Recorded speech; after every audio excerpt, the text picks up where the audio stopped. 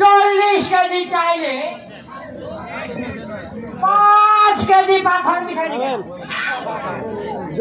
High Ram. তাহলে কয় KG পাথর মিশাতে হবে হে কাকু? এই চান্দু 40 কেজি চাইলে কমসে কম 10 কেজি পাথর মিশাতে হবে, নাইলে যে ব্যবসা একেবারে লাঠে যাবে। ও আমি 40 কেজি চাউলে 10 কেজি পাথর মিশাই আর খরিদারে গুতানি খাই, তাই না হে কাকু? এই চান্দু পেটের ভোজন করতে আসবে রে চান্দু।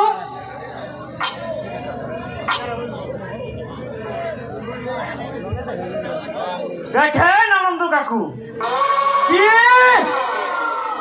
তুই আমার নাম ধরে রাখলি? বড় প্রজা। হাই রাম। ইসরে একেবারে জ্বলে গেছে।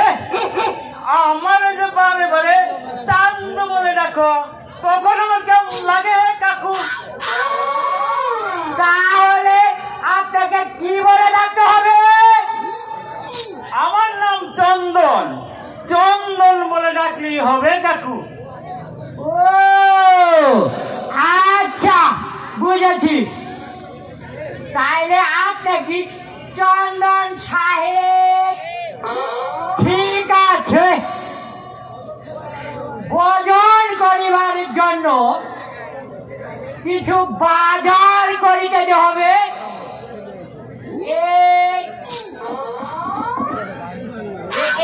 এই ধরেন টাকা, হিসাব পাতি যেন একেবারে ঠিক থাকে। ঠিক আছে শালা কিপটা কোথায়? যাই এক বালতি পানি দিয়ে মাথাটা একেবারে ঠান্ডা করে এসে বাবা